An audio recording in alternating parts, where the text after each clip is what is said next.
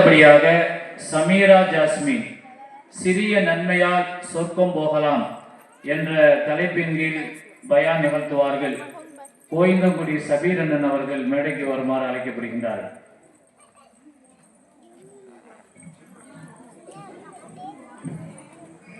அனைவருக்கும் அஸ்ஸலாமு அலைக்கும் வரஹ்மத்துல்லாஹி வபரகாத்துஹு.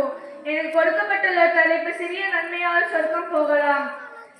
திருக்குர்ஆனில் அல்லாஹ் கூறுகிறான், ஃபமை யஅமல் மிஸ்கால தர்ரத்தி ஹைரன் யரா. நீங்கள் செய்யும் நன்மை அணுவளவு இருந்தாலும் அதற்குரிய பிரதிபலன் உண்டு. மெஹராஜில் நபி ஸல்லல்லாஹு அலைஹி வஸல்லம் அவர்கள் ஒரு மனிதரை பார்த்தார்கள். சொர்க்கத்தில் மிக இன்பமாக இருந்தார்.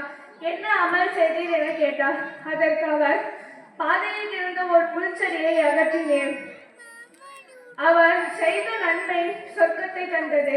11 வயது உடைய ரபியா என்ற சஹாபி நபி ஸல்லல்லாஹு அலைஹி வஸல்லம் அவர்களுக்கு பணிவிடை செய்யும் சஹாபி. ஒரு சமயம் நபி ஸல்லல்லாஹு அலைஹி வஸல்லம் அவர்கள் ரபியாவிடம், உனக்கு என்ன வேணும் என்னிடம் கேள். ரபியா, சொர்க்கத்தில் நான் உங்களுடன் இருக்க வேண்டும் என்றார். நபி ஸல்லல்லாஹு அலைஹி வஸல்லம் அவர்கள், கண்டிப்பாக நீ சொர்க்கத்தில் என்னுடன் இருப்பீர். ஒரு முஸ்லிம் மற்றொரு முஸ்லிமை புன்னகையோடு பார்த்தால் சொர்க்கம் கிடைக்கும். சிறு துரும்பு பல்குத்தை உதவும் என்று தமிழில் சொல்வதுண்டு. எனவே நாம் தேவையுடைய ஏழைகளுக்கு நாம் முடிந்த உதவிகளை செய்யும் போது அதனால் பெரும் பலன்கள் நமக்கு பெற்று தரும்.